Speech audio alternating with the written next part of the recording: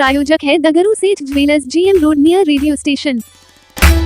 दरभंगा के DMCH के auditorium में 49वां बजीकॉन 2025 का हुआ शुभारंभ। आए अतिथियों ने संयुक्त रूप से किया दीप प्रज्वलन। शुक्रवार को दरभंगा के DMCH के ऑडिटोरियम में दोपहर 1:30 बजे 49वां बजीकॉन 2025 का शुभारंभ किया गया। इस कार्यक्रम में मुख्य अतिथि के रूप में SSB पटना के IG निशीथ कुमार उज्ज्वल IPS मौजूद थे। इसके साथ ही कई गणमान्य व्यक्ति भी मंचासीन थे, जिन्होंने संयुक्त रूप से दीप प्रज्वलन कर इस कार्यक्रम की शुरुआत की। तो वहीं आए विशिष्ट अतिथियों ने उपस्थित ENT क्षेत्र में शिक्षा, नवाचार और चिकित्सा सेवा के महत्व के बारे में जानकारी प्रदान की। सम्मेलन में कान, नाक एवं गला रोग से जुड़ी जटिल बीमारियों, नवीनतम उपचार पद्धतियों, अत्याधुनिक सर्जिकल तकनीकों एवं अनुसंधान कार्यों पर विस्तृत चर्चा की गई। देश के वरिष्ठ ENT विशेषज्ञों द्वारा जटिल सर्जरी का जीवंत प्रसारण एवं परस्पर संवादात्मक सत्र भी आयोजित किए गए। तो वहीं कार्यक्रम के दौरान कार्यक्रम के संचालकों के द्वारा आए अतिथियों को पाग, चादर, मेमेंटो एवं मिथिला पेंटिंग देकर सम्मानित किया गया।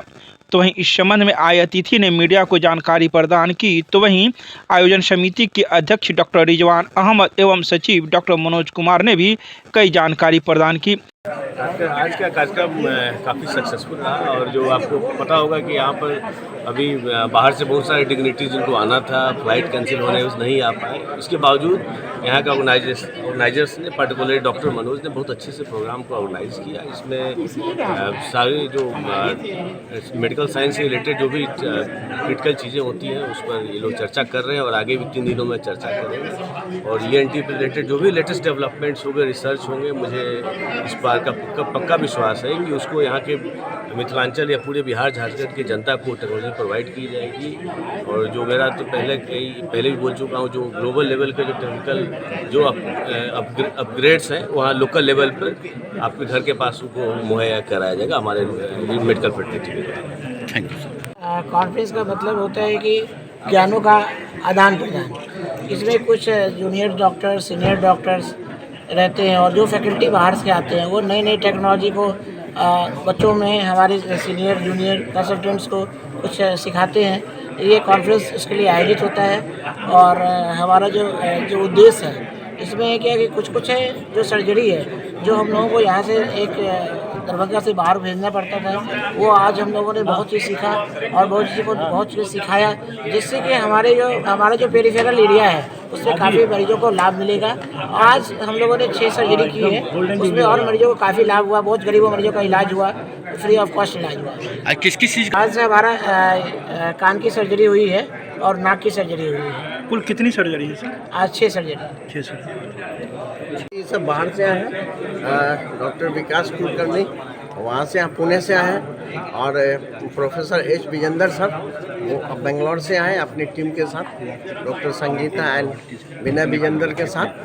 और जो सर्जरियाँ हुई हैं वो पार एक्सलेंस है, टिपिकल एटिपिकल, नॉट टिपिकल, मतलब डिफ़िकल्ट सर्जरी सब उसको रखे हुए थे जो यहीं के लोगों की हुई है। खासतौर से हम लोगों ने रखा था ईयर सर्जरी और टेढ़ी नाक की हड्डी और नाक का बाहर से टेढ़े बनावट की सर्जरी किया। लाइफ टाइम अवार्ड कितने को मिला है? 6 सर्जरी। लाइफ टाइम अचीवमेंट कितने लोगों को दिया गया सर? लाइफ टाइम अचीवमेंट जो है हमने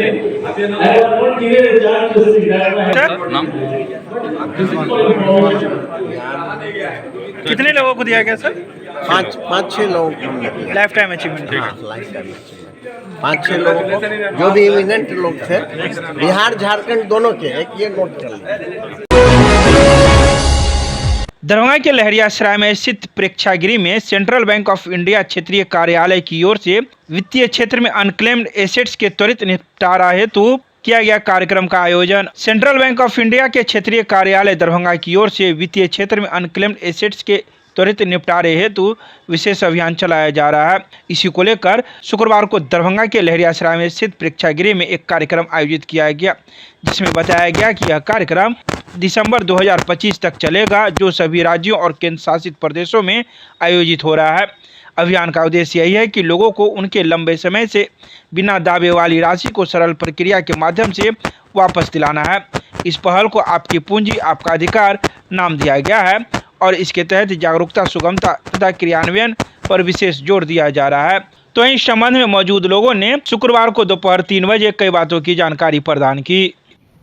ये प्रोग्राम किया गया है, इसका सिर्फ एक ही मकसद है कि जनता के बीच में हम बताएं ये जो पैसा है आप लोगों जो सही आदमी है उसके पास कैसे पहुंचे।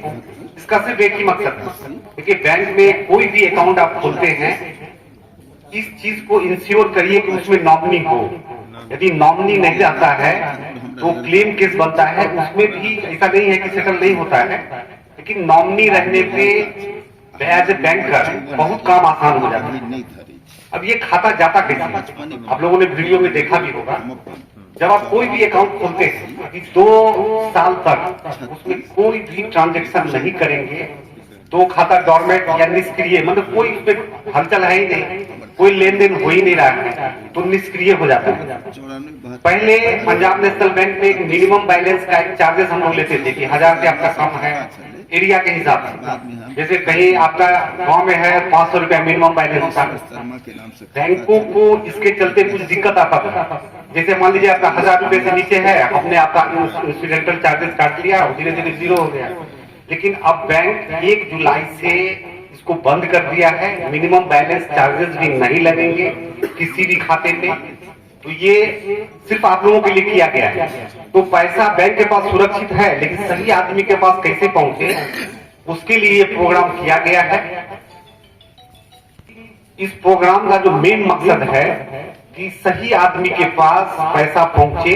तो जितने भी आदमी आप लोग हैं, जरूर जनता को बताइए कि यदि किसी का पैसा किसी भी बैंक में है, कुछ भी आपके पास है, जैसा आपको साइट भी दिखाया गया है, उद्गम साइट भी है, वहां पे आप पैन के थ्रू, चाहे अकाउंट नंबर, चाहे नाम के थ्रू, उस एरिया के थ्रू आप खोज सकते हैं। जैसे हम लोग के पास जो रिकॉर्ड है, अभी हम लोगों ने जैसे हर डिस्ट्रिक्ट में, हर ब्रांच में लगभग जो टॉपर अकाउंट है 100 अकाउंट उस पर जोड़ दिए हुए हैं। हम लोगों ने कुछ सेटल भी किए हैं, लेकिन इस सब का तब तक फायदा नहीं हो सकता है जब हम सभी एक टीम की तरह काम करें। मेन जो हमारा पंजाब नेशनल बैंक की तरफ से हम आपको आश्वस्त करते हैं, कोई भी इस तरह का क्लेम आता है तो हम लोग का 0 टॉलरेंस है कि जल्द से जल्द उस क्लेम को सेटल करें। बस एक निश्चिंत हो जाए हम लोग कि हाँ, सही आदमी के पास पैसा जा रहा है।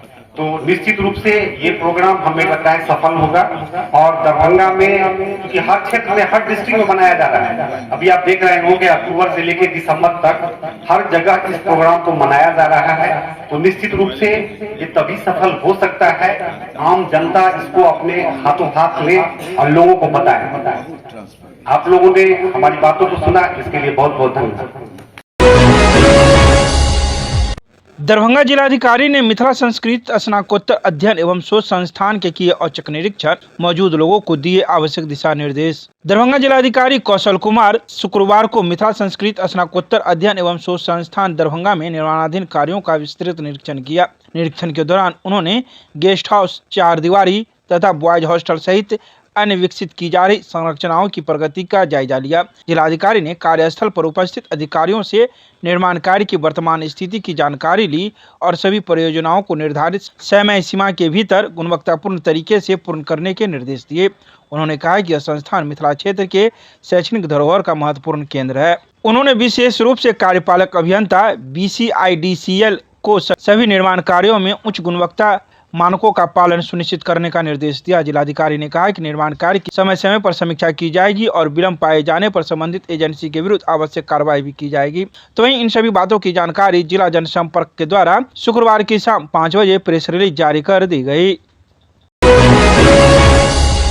दरभंगा के अम्बेडकर सभागार में जिलाधिकारी की अध्यक्षता में हुई धान अधिप्राप्ति को लेकर बैठक, दिए गए कई आवश्यक दिशा निर्देश। शुक्रवार को दरभंगा के अम्बेडकर सभागार में दरभंगा जिलाधिकारी कौशल कुमार की अध्यक्षता में खरीफ विपणन मौसम 2025-26 के अंतर्गत धान अधिप्राप्ति की प्रगति एवं तैयारियों को लेकर बैठक हुई। जिलाधिकारी ने सभी प्रखंड सहकारिता पदाधिकारियों को निर्देश दिया कि धान अधिप्राप्ति के लिए किसानों का अधिक से अधिक निबंधन कराया जाए ताकि जिले में लक्ष्य के अनुरूप धान की खरीद सुनिश्चित हो सके।